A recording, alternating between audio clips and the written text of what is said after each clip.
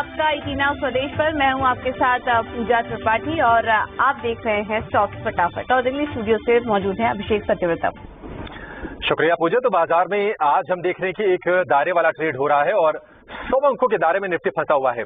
18,050 नीचे की तरफ और 18,150 इसके बीच में घूम रहा है। और इस वक्त अगर आप इंडेक्स को देखेंगे तो बिल्कुल आपको सपाट ट्रेड करता हुआ दिखेगा। 18,125 के आसपास मामूली सी गिरावट है। निफ्टी बैंक में भी बिल्कुल सिंगल डिजिट में आप देखिए चेंजेस हैं। अगर आप सेंसेक्स निफ्टी और निफ्टी बैंक को देखेंगे तो 10 अंक ऊपर इस वक्त निफ्टी बैंक है।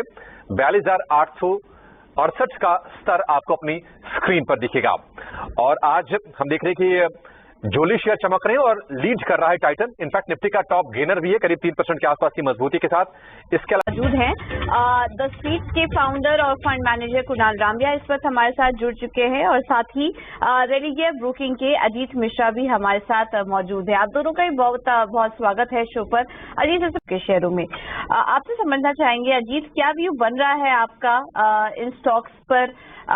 मौजूदा स्तर पर कहीं कोई ट्रेड देख रहे हैं आप या फिर अवॉइड करना चाहिए? अदानी टोटल पर भी अपनी राय दीजिए क्योंकि यहाँ पर करीब 6 से 7% की तेजी बनी हुई है। क्या व्यू बन रहा है आपका इन शेयरों पर? सो पूजा, डेफिनेटली देखिए यहाँ पे रिकवरी जरूर दिख रही है और अदानी बिल्मर अपने सर्किट पे है तो ऑब्वियसली वहाँ पे आप कुछ फ्रेश ट्रेड इनिशिएट नहीं कर सकते। अदानी टोटल गैस में बेसिकली अपने रिकॉर्ड हाइट के पास कंसोलिडेट कर रहा है जहाँ पे के 3,000 से लेकर 3800 का एक बैंड जिसमें ये ट्रेड कर रहा है। अभी ऑफ लेट इसने अभी अपने लोअर बैंड को रीटेस्ट किया था, उसके बाद से हम रिकवरी देख रहे हैं। अच्छी बात ये है कि आज के सेशन में बावजूद उसके कि मार्केट में वॉलिटिलिटी है, ये गेन को सस्टेन कर पा रहा है और 3400 का लेवल अगर होल्ड करता है तो दोबारा से आपको दिखेगा करीब 3800 और 3850 तक के लेवल्स पोजिशनली स्टॉक में आते हुए।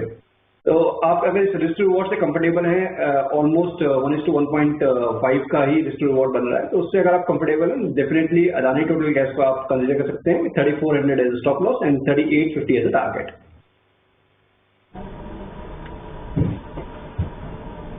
ठीक है, तो आप करंट लेवल पर भी बाय कर सकते हैं और 3800 के ऊपर के लेवल्स भी यहाँ पर देखने को मिल सकते हैं अदानी टोटल गैस में। अब आगे बढ़ते हैं और वक्त हो चला है 2 घंटे के 2 दमदार ट्रेडिंग कॉल्स जानने का।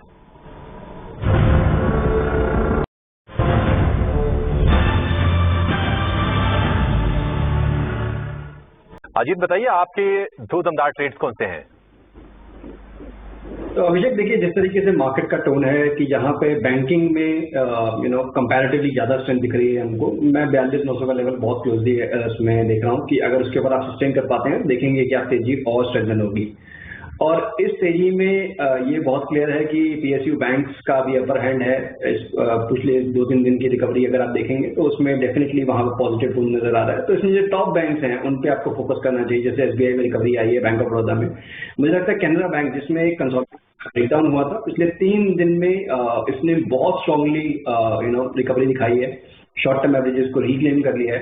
तो दोबारा से इसमें पोटेंशियल है कि वो जो अपर बैंड है कंसोलिडेशन का करीब 328 से लेकर 330 का जोन उसको रीटेस्ट करे।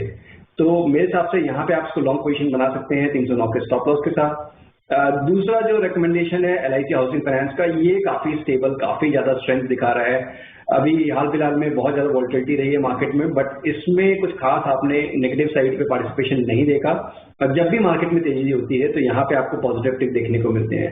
तो मुझे लग रहा है कि नियर टर्म में यहाँ पे करीब 442 तक के लेवल्स आपको देखने को मिल सकते हैं। एक छोटा सा स्टॉप लॉस रहेगा करीब 409 रुपए का, इसके साथ आप इसको लॉन्ग पोजीशन बना सकते हैं।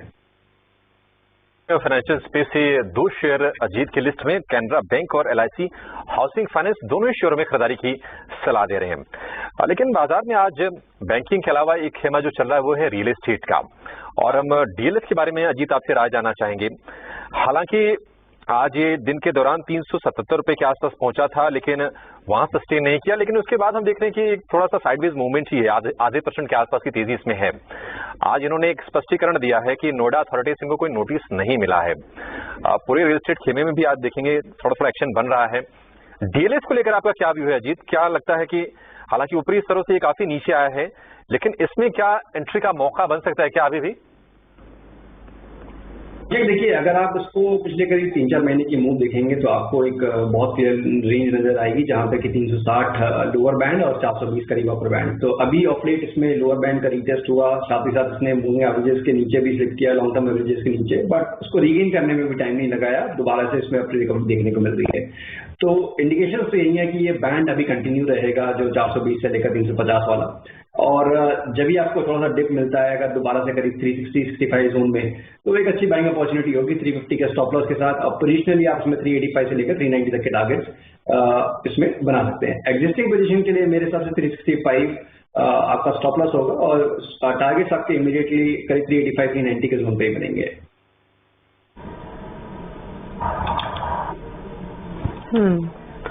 और राइट सर, ठीक है। तो डीएलएफ में आपको ये राय है। इसके अलावा परसेंट की तेजी वहां पर है, एमएनएम में अच्छी बाइंग नजर आ रही है, और थोड़ी देर पहले मारुति में हमें कुणाल राय भी दे रहे थे, लेकिन इस बार एमएनएम पर भी राय लेना चाहेंगे। अजीत, आपका क्या व्यू बन रहा है? महिंद्रा में जो तेजी दिख रही है, क्या कोई ट्रेड नजर आ रहा है आपको इन स्तरों पर? पूजा देखिए, टीवीएस, एमएनएम और आयशर, ये तीनों स्टॉक थे जब ऑटोपैक ने मूव करना शुरू किया था, जिसमें कि लीड किया इन स्टॉक्स ने। और पिछले करीब ऑलमोस्ट पिछले 5-6 महीनों से हम देख रहे हैं इन स्टॉक्स में कंसोलिडेशन बनते हुए, थोड़ा बहुत प्रॉफिट टेकिंग होते हुए। तो डेफिनेटली जब नेक्स्ट लेग शुरू होगा ऑटो स्टॉक्स का, तो यहाँ पे आपको आउट परफॉर्मेंस कंटिन्यू होते नजर आएगी।